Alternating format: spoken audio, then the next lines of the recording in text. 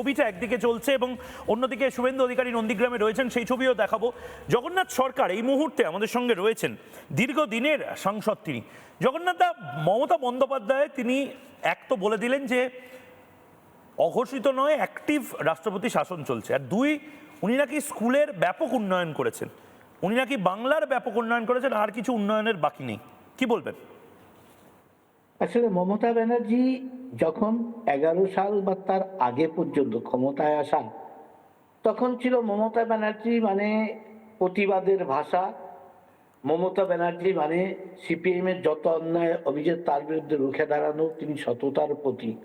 কিন্তু ক্ষমতায় এসে তার যে চেহারা বেরিয়ে পড়েছে, তিনি সততার প্রতীক না হয়ে মিথ্যার প্রতীক হয়ে দাঁড়িয়েছেন।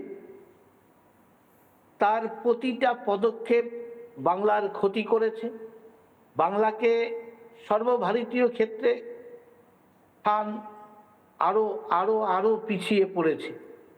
আর তাই তার কথা আর কেউ বিশ্বাস করে না, তিনি যা বলেন মানুষ এখন উল্টোটা ধরে নেয়। এবং ক্ষমতায় টিকে থাকার জন্য যত অপকর্ম করতে হয়, যত নোংরামি করতে হোক, বাংলা পিছিয়ে পড়ুক, তাকেই তিনি মদত করবেন ভোটের লোভে। তা প্রতিটি ক্ষেত্রেই তার যে মূল উদ্দেশ্য মানুষ জেনে গেছে, তাই তার এই রকম বক্তব্য তা কেউ আর বিশ্বাস করে না। শিক্ষা থেকে স্বাস্থ্য বলুন, প্রশাসন বলুন, জঙ্গি কার্যকলাপ বলুন, চুরির ক্ষেত্রে বলুন, ধর্ষণ বলুন, সর্বক্ষেত্রে বাংলা আজকে সর্বশান্ত হয়ে গেছে, শিল্প সমাপ্ত হয়ে গেছে, এখানকার মানুষেরা পরিযায়ী হয়ে গেছে। যে বাংলায় আগে কাজ করতে আসতো বাংলার বাইরে থেকে, বিভিন্ন রাজ্য থেকে, এখন এখান থেকে ওই গুজরাট যায়। নানা ধরনের কন্টেন্ট দেখার জন্য লাইক করুন, শেয়ার করুন আমাদের ফেসবুক পেজ, সাবস্ক্রাইব করুন আমাদের ইউটিউব চ্যানেল।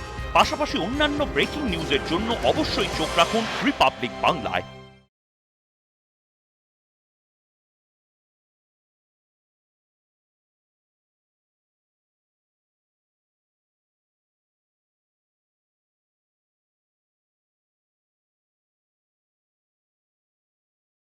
নানা ধরনের কন্টেন্ট দেখার জন্য লাইক করুন, শেয়ার করুন আমাদের ফেসবুক পেজ, সাবস্ক্রাইব করুন আমাদের ইউটিউব চ্যানেল।